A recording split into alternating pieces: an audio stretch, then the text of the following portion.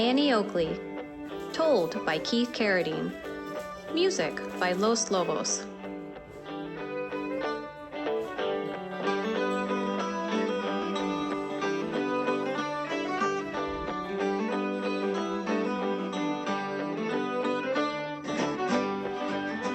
I fell in love with Annie the first time I saw her ride into the spotlight.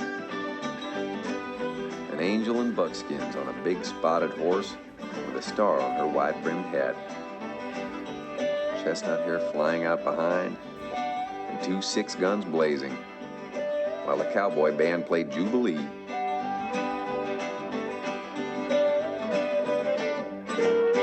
May 16th, 1901. I'll not forget that day. It gave me my first taste of the show business.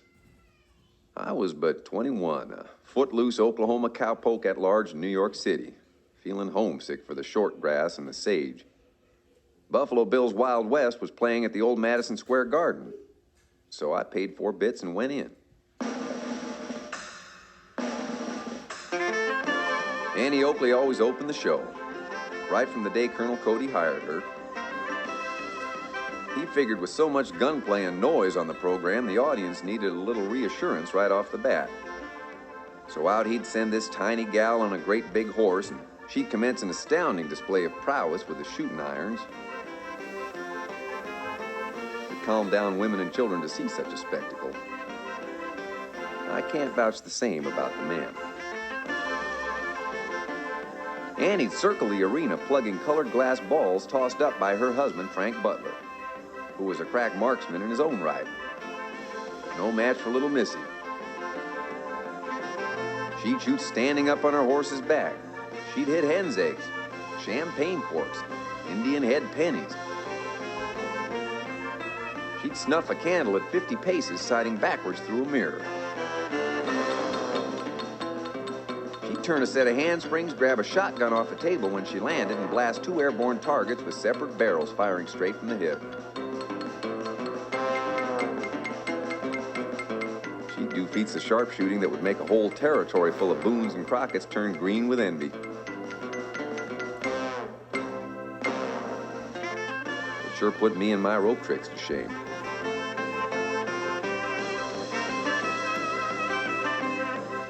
Annie was at the very zenith of her glory that night in New York.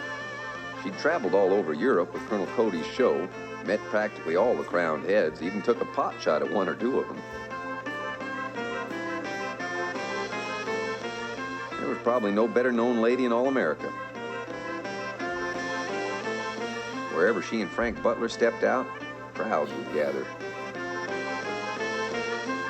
When they walked through the doors at Delmonico's restaurant, the millionaires stood up and cheered her.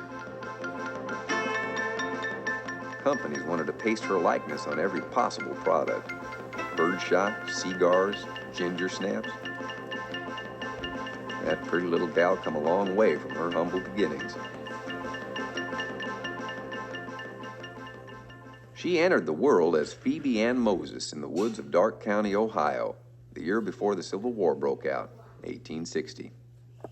Everybody called her Annie.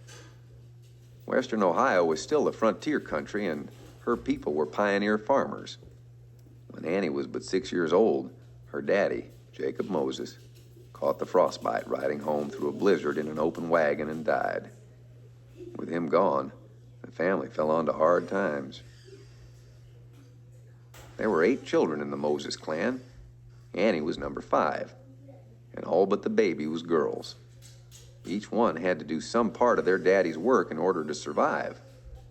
Annie spent all her days trying to catch wild critters for the supper table, using little traps like Jacob had done. A couple of years passed,